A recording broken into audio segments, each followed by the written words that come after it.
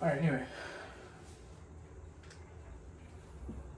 So, a food process facility is being investigated for the appropriate emission of phosphoric acid to the drainage system. A government agency collected 100 mils of water sample from the facility and determined that it only contains phosphoric acid. The scientists decided to determine the phosphoric acid concentration by titrating it with 0.138 molar NaOH, and 17.8 milliliters of the solution was needed to titrate phosphoric acid. What is the concentration of phosphoric acid? Okay, when you see the word titrate or titration, titrate or titration, this is a titration problem. Right?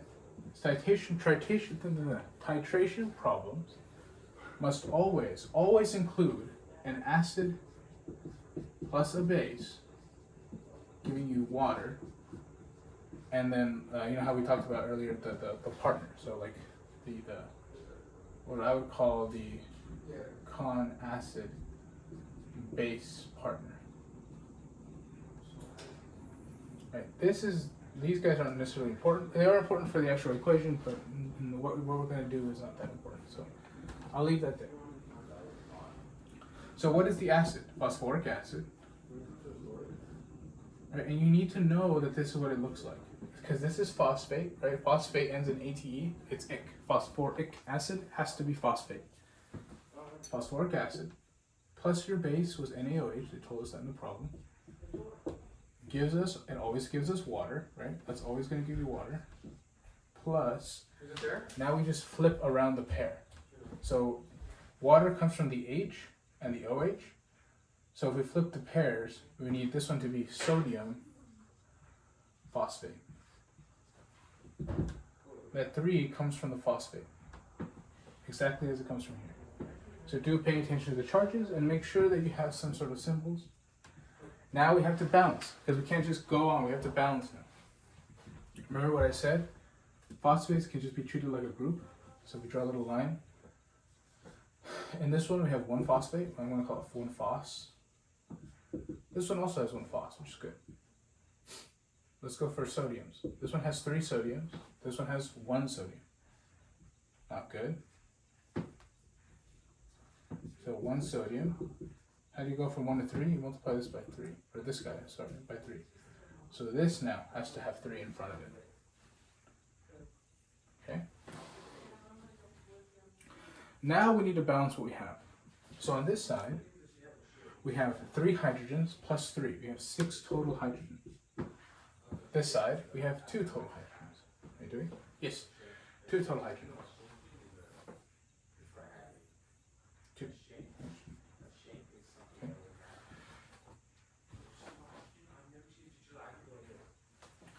That's a little worrying, but not to worry. Not to worry at all. We'll get into this in a little bit.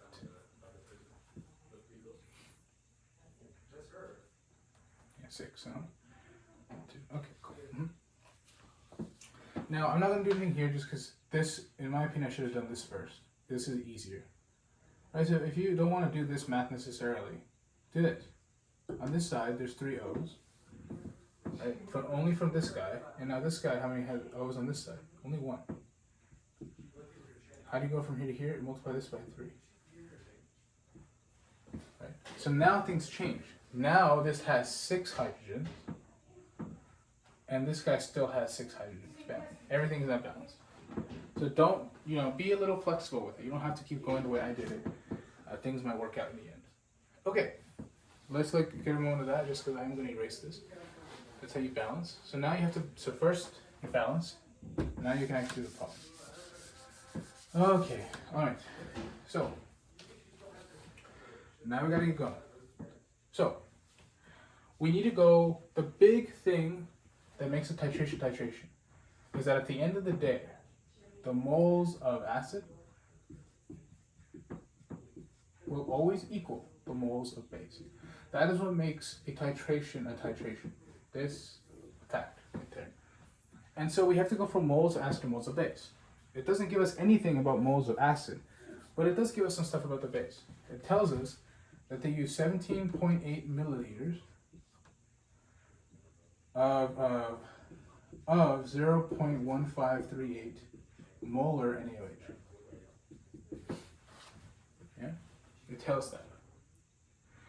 So then, I just want to make sure. Okay, so this is what they give us. Okay, so that's how we can go for moles. We do 17.8 milliliters times 1,000 milliliters on the bottom. Right? What is the concentration? It's just sorry guys, really quick. Right, what is a concentration? Molarity is just moles over liters. But I don't like changing this guy into liters. I like keeping this in milliliters and just switching my liters to milliliters. And so this means the exact same thing. I just flipped it around. And that's going to give you some moles of NaOH.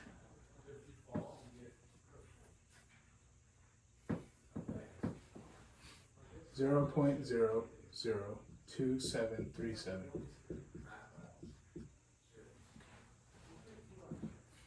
Okay, now, like I said, right, we have to understand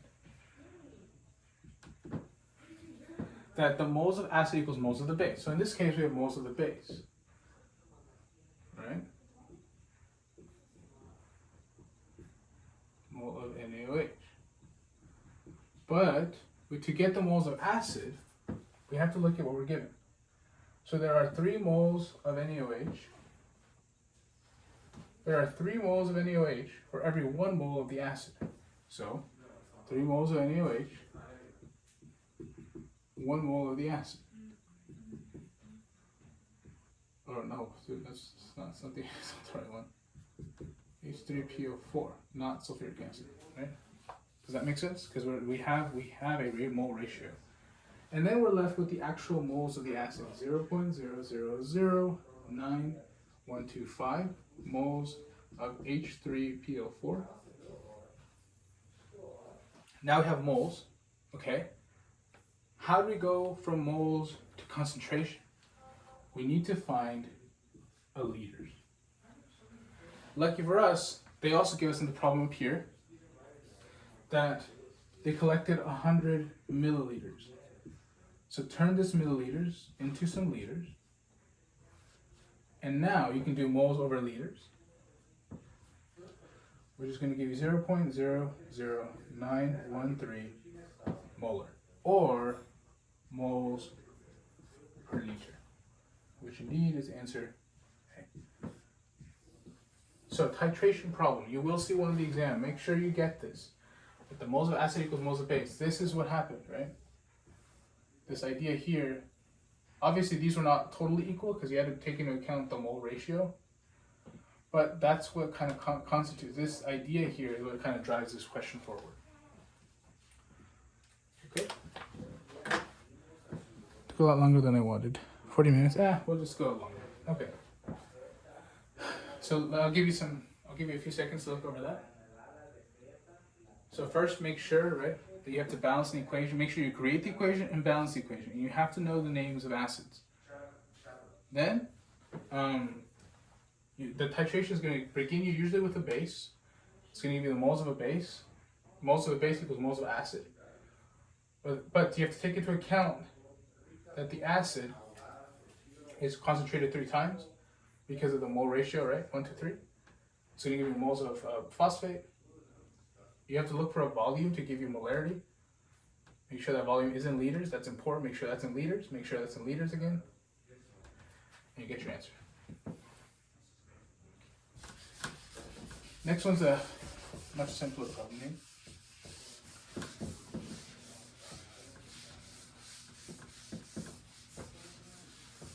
Okay, good.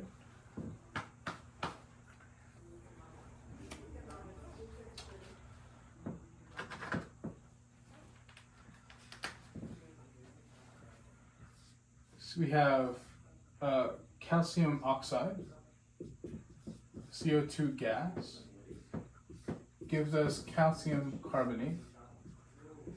So, okay. It's asking for the correct equilibrium expression. So, KQ will always equals product, concentration of the products over concentration of the reactants, always. Right? but, a few rules. Rules. Solids and liquids will never be in the KEQ. Only gases and aqueous. In this case, we only have one gas. So on the top of our products, we can't include the S, so we have to hold a placeholder 1. And we can include this guy, the calcium oxide, but we can't include carbon dioxide. So that guy just goes like that. Do keep in mind, if there is a coefficient in front of your thing, your chemical species, that also has to make it on top. In this case, to the power of 1 means nothing. But if there was a 2 here, then this would have to be a 2 as well. That's important. Just put that over. Make sure you get that squared away in your brain. Okay, that's that.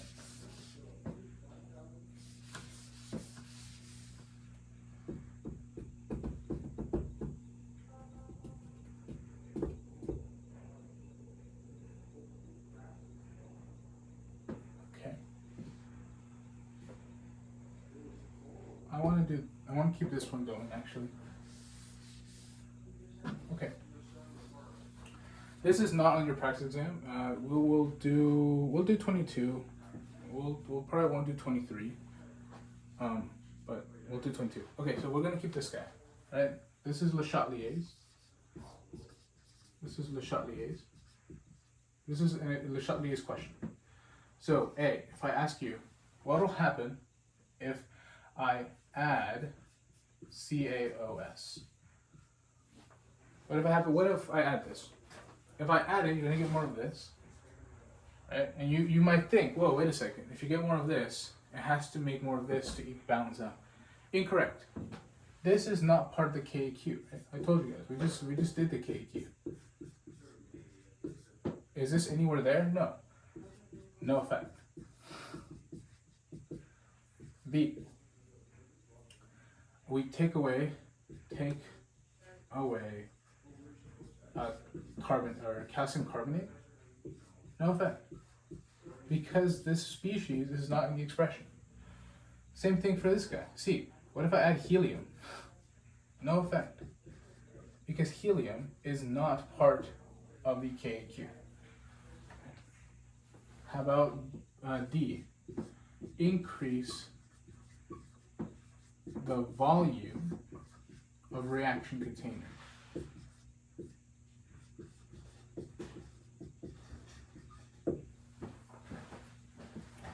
Right, increase volume of the reaction container. Well. Oh, sorry. Oh, my bad. Increase the volume of the reaction container. We now have to look for moles of gas. Right? So this will actually have an effect because it's gaseous. Okay? So let's ask, how many moles of gas are on this side of the equation? Nothing. There's 0 moles. Right? How many on this side? There's just 1 mole, and that comes from this guy. So 1 mole of gas on this side. Now pretend you're at a party, right? Pretend you're at a party, and someone gives you more room, gives the party more room, right? And let's pretend you're an extrovert and you like people, and you're like, okay, well, more the merrier. So think of more the merrier. So if you increase the volume of the container, the reaction is going to favor side with more moles of gas. Yeah? Make sense? So in this case, if we increase the volume of the container, it's going to go that way. The opposite is true, right? If we decrease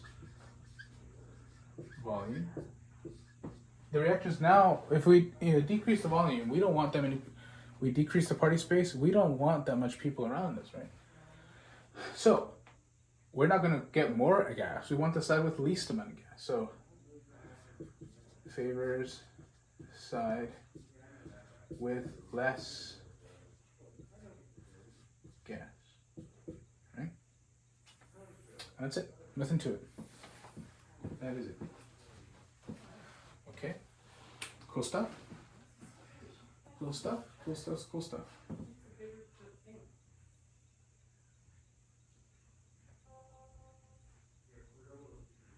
Okay.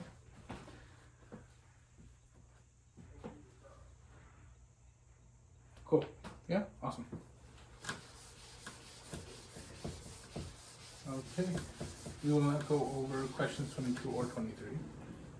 I will replace it with that. I'll replace it with a delta Q question. Okay. So I give you something. I give you an equation that looks like this. This is an example, so don't treat it as gospel. This is just the reaction from question 22. Okay, and they give you a KEQ. Turns out to be 107. Right? No units. Now they say, okay, we give you some values. Give values. That looks like an S. Make sure that's a G. Sorry, that's a G. It's a gas. So then they give you values. The concentration of CO is 1.0. 1.0. That's the concentration of molar. O2, 0.5 molar. And CO2, 0.25 molar. Right, let's say they give you this in the problem. When you see this, and they give you a whole bunch of stuff, they're like, okay, and the options are like favors reactance, or K is larger than Q. Any sort of this example, right? Favors reactance, so on and so forth. This kind of idea, right? The thing immediately you should think of Q, and Q is set up the exact same way as K, except there's something different that we have to do at the end. But we set it up the exact same way, and so I'm sorry, guys. So we start off with Q equals, look at the products, CO2, but remember it has a 2 coefficient, so it has to be doubled, squared. The reactant side has O2 and 2 carbon monoxides, so that 2 has to be represented as well. And so we just plug in what we're given, right? CO2 is 0.25 squared. This is going to be 1. And then this is going to be 0.5 squared. Okay. Plug that in.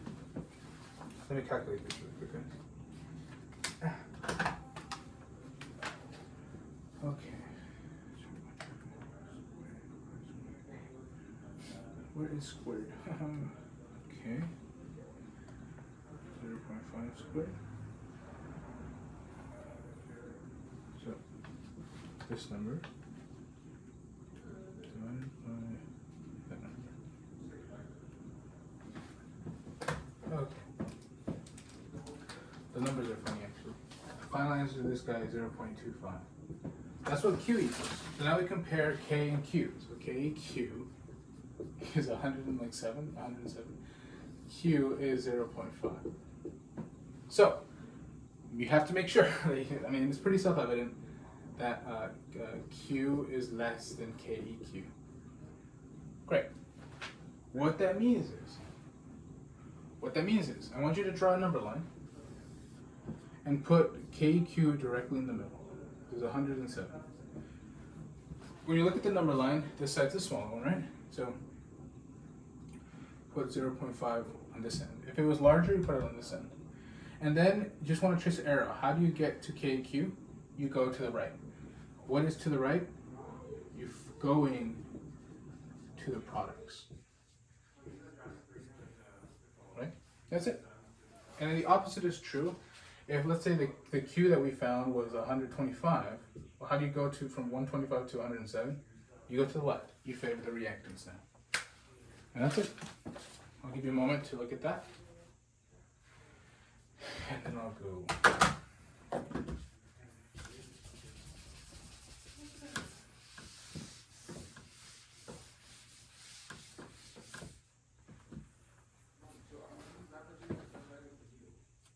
Okay, we're going to skip to number 24. We are, in fact, finishing up now.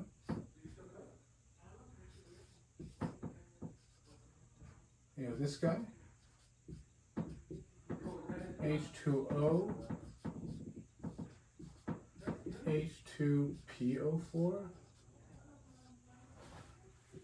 aqueous, plus OH minus. Okay, the question is asking, what is the acid, what's the base, what's the con acid, and what's the con base?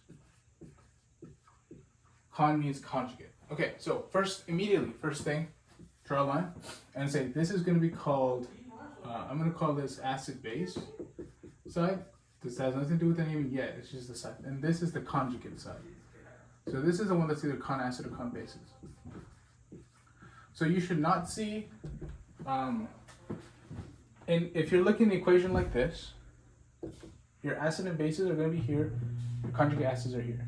These will not flip, so you will not see conjugate acid and bases here. These are your products are your conjugates. Okay, so we want to identify which one is the acid first. A really easy trick that I like to do, plus charges,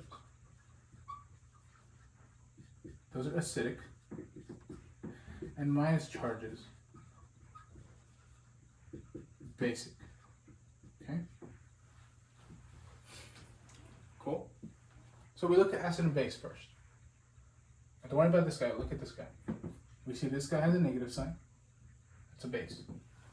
This guy does not have a charge, but because it has a negative sign, this is a base. This changes on this side, but for this side it doesn't. And so we know that the base of this guy, or the base of this equation, is this guy. And so this is base. And because you can't have a base and a base together, that really won't form a reaction. You need to get this reaction, you need to have an acid. So on every side you'll have a base and an acid. So that means water is the acid, right? So that problem actually is asking about this. Oh, H2, this guy. My bad. Let's go about this guy. We're not there yet though. We have to find everything. Okay, now we look at this side. Does my shortcut work? No, because there's two negative signs. One really quick way to figure this out is know that when you see a hydroxide like this will always mean base, always. Or if you see something like this will always mean acid. So a shortcut for this side would be, okay, this is a base, but it's a conjugate base, right? Because it's on the conjugate side. So this is a con base. So my con base then is hydroxide. And because you can have an acid and base together, this is the acid. And so the conjugate acid of this is this guy.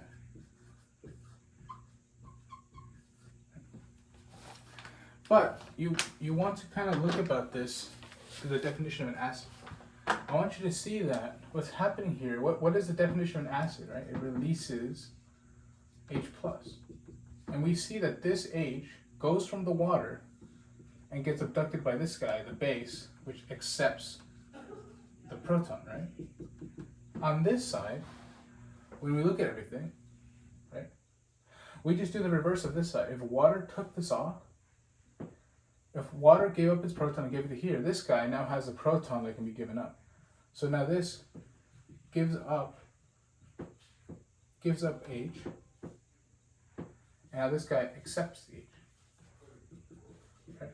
So the shortcuts are fun and they save you time, but knowing the definition of acids and bases helps a lot, especially when it gets more complicated in Chem 2A or in other chemistry classes that you're going to see this eventually. Alright everyone, we're almost done. I want to just make sure the time's okay. We're at 56, okay. Right. Give you a few seconds to do this. Look at that, make sure it all makes sense. Make sure you understand the definitions of acids and bases. And we're good. Okay. Last but not least, or I don't know about last but not least, but we have to, we're going to look at